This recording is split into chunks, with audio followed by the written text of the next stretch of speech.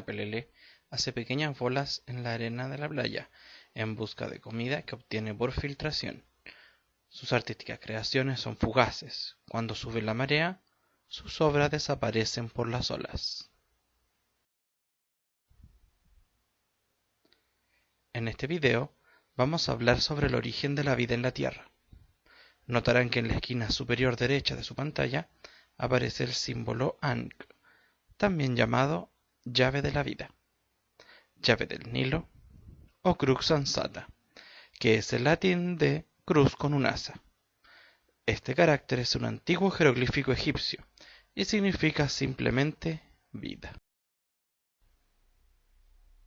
Para comenzar, tenemos que plantearnos un interrogante. ¿Cuál es la diferencia entre lo vivo y lo no vivo? Por supuesto, las diferencias que nos importan son las que tienen relación con la biología. Para empezar, un organismo solo puede calificarse de vivo si puede duplicarse a sí mismo.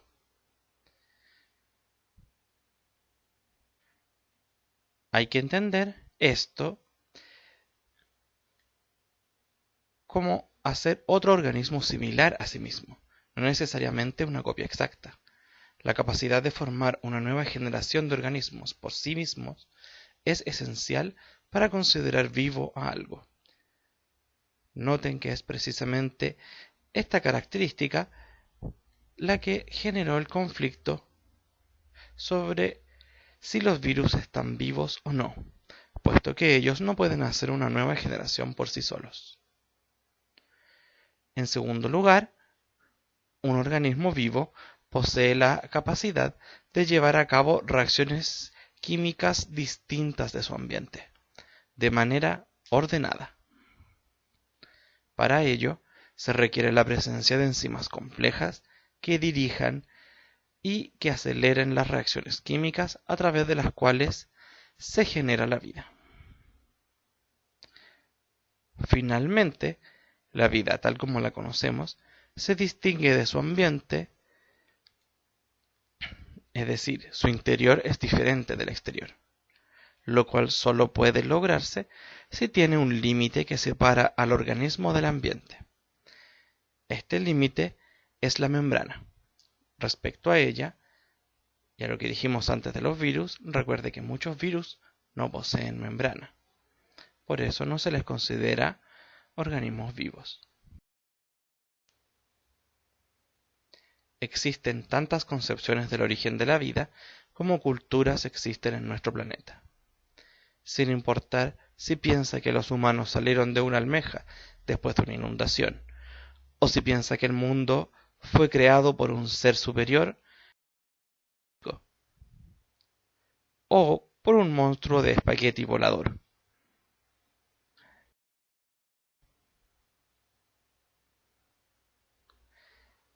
La manera en que el pueblo ve el origen de la vida le da forma a su modo de pensar y a las relaciones que establece con su medio ambiente. Desde el punto de vista científico, nuestro planeta tiene un poco más de 4.000 millones de años, de los cuales los últimos 3.200 millones ha estado albergando vida. Vamos a dar un vistazo rápido a la historia de nuestro planeta. Si cambiamos la escala desde miles de millones de años a algo más normal, como por ejemplo un día de 24 horas, vamos a poder observar algunas cosas interesantes. En este caso, los primeros organismos vivos habrían aparecido en nuestro día evolutivo más o menos a las 5 de la mañana. Estos organismos eran simples procariontes, células unicelulares sin núcleo. Estos pequeños procariontes habrían evolucionado poco a poco y más o menos a las 6 de la mañana habrían generado la fotosíntesis.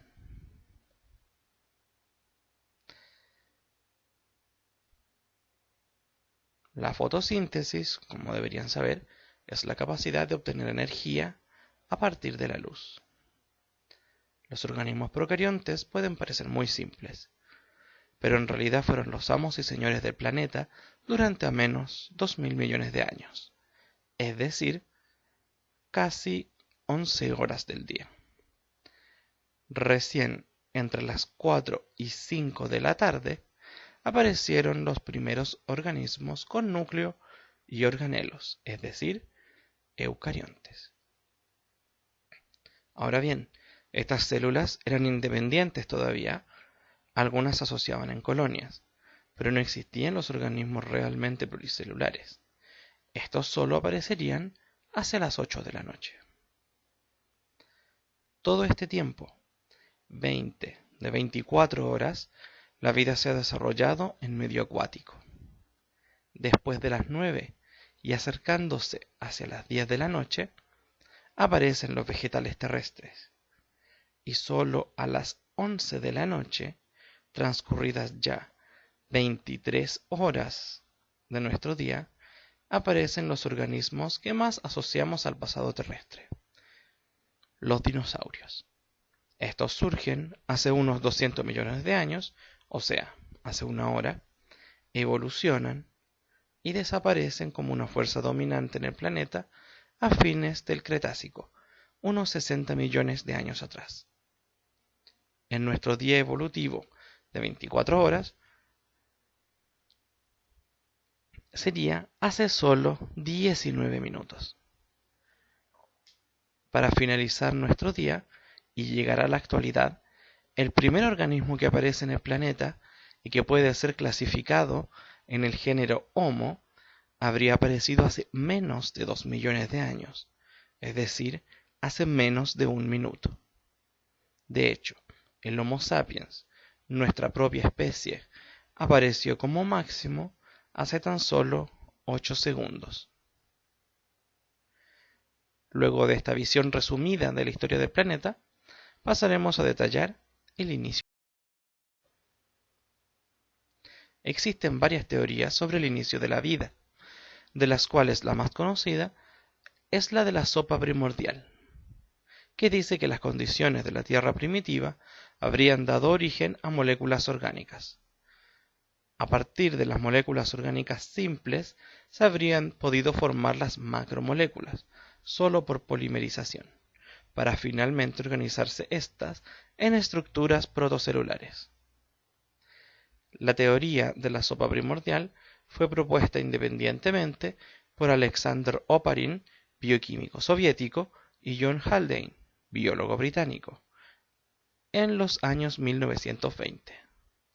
Ambos sugirieron que las moléculas orgánicas podrían haberse formado a partir de compuestos inorgánicos como hidrógeno, metano, amoníaco y agua, gracias a los aportes energéticos existentes en la Tierra primitiva, provenientes de la temperatura, los rayos, choques de meteoritos y la alta radiación ultravioleta, producto de la ausencia de oxígeno y por ende de ozono en la atmósfera. La teoría de la sopa primordial fue comprobada por Miller y Urey en 1952. Ellos replicaron las condiciones de la Tierra primitiva en un sistema cerrado, que consistía en un compartimento con líquido correspondiente al océano, que era calentado por un mechero, y un compartimento gaseoso, correspondiente a la atmósfera, en la que se introdujo descargas eléctricas para simular rayos. En el compartimiento océano se agregó agua, y en el compartimiento atmósfera, amoníaco, nitrógeno, metano, hidrógeno y dióxido de carbono. Luego de un tiempo, se analizó el contenido del sistema, encontrándose varias moléculas orgánicas inicialmente ausentes. Entre ellas, Miller y Urey destacaron la formación de 5 aminoácidos constituyentes de las proteínas. Por cierto, con técnicas mejoradas por el tiempo, se pudo comprobar en 2008 que se habían formado muchos más compuestos orgánicos que los publicados originalmente. Ahora bien, obtener moléculas orgánicas es posible, pero estas tienen que poderse replicar para que la teoría nos lleve a generar vida eventualmente. Dentro de las moléculas que conocemos en la actualidad y que forman parte de la materia viva, existen en particular dos tipos que son capaces de polimerizar fácilmente y al mismo tiempo de maneras variables. Estas son los aminoácidos, bloques de construcción de las proteínas, y los nucleótidos, bloques de construcción de los ácidos nucleicos. Actualmente, las proteínas están constituidas por un conjunto de 20 aminoácidos, mientras que un ácido nucleico, como el RNA, está constituido a partir de un conjunto de tan solo 4 tipos de nucleótidos.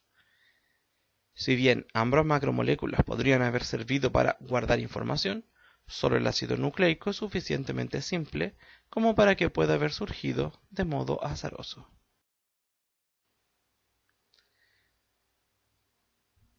Un ácido nucleico tiene la capacidad de alinear o hibridar con otro ácido nucleico.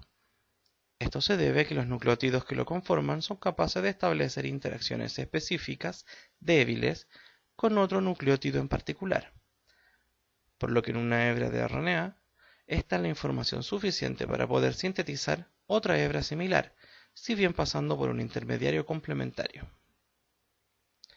La teoría denominada el mundo RNA sugiere que la vida se inició a partir de RNAs autocatalíticos e informacionales, ambas características de los ácidos nucleicos que, en el RNA al menos, son conservadas hasta la actualidad. En prácticamente todas las células es posible encontrar algunos RNAs que poseen capacidad catalítica, ya sea en asociación a otras moléculas o por sí solos. Ejemplos de esto son los RNAs ribosomales.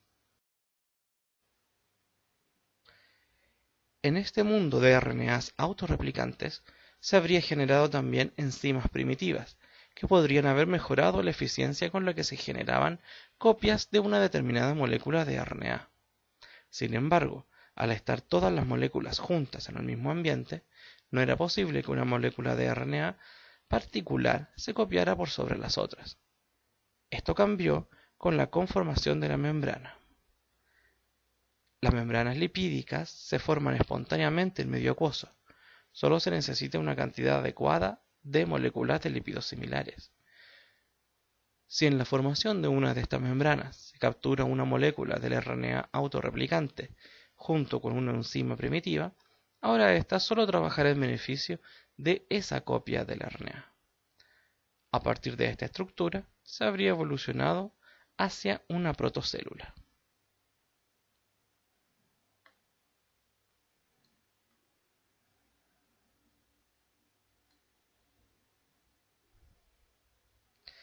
Existen varias otras teorías sobre la formación de las primeras protocélulas. Algo que es necesario considerar como habitantes del planeta Tierra es que la vida ha afectado profundamente a este. El ejemplo más claro es el nivel de oxígeno de la atmósfera, molécula prácticamente inexistente durante más de la mitad del tiempo de existencia del planeta, y que solo empezó a aparecer en la atmósfera gracias a los organismos fotosintéticos. Estos organismos, inicialmente solo procariontes que vivían en medio acuoso, liberan como subproducto el oxígeno molecular. En los océanos primitivos, el oxígeno reaccionaba rápidamente con hierro, formando óxidos que permanecían disueltos o en suspensión. Eventualmente, luego de un poco más de 1000 millones de años, sin embargo, el hielo oceánico se agotó y el oxígeno empezó a ser liberado a la atmósfera. El aumento de la concentración de oxígeno atmosférico cambió la química de la Tierra, produciendo mayores niveles de oxidación en toda la materia expuesta. Esto llevó a la generalización de la respiración aeróbica, mucho más efectiva, lo que a su vez permitió obtener mayor energía a partir de los mismos sustratos, por lo que las células pudieron evolucionar más rápidamente. Esto explicaría la rápida aparición de multitud de organismos a partir de la formación de las células eucariontes. La vida modifica el planeta. A su vez, este modifica constantemente a la vida en un ciclo sin fin.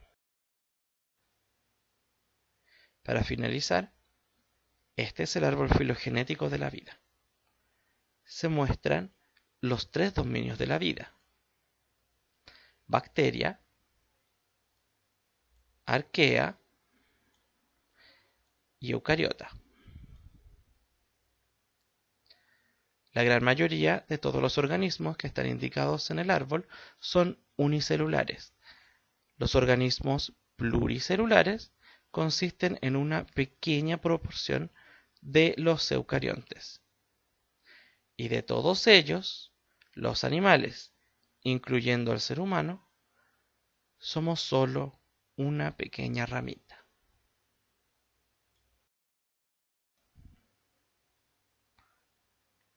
Muchas gracias por ver este video. Si tiene alguna consulta, puede dejarla en los comentarios. Saludos y hasta una próxima entrega.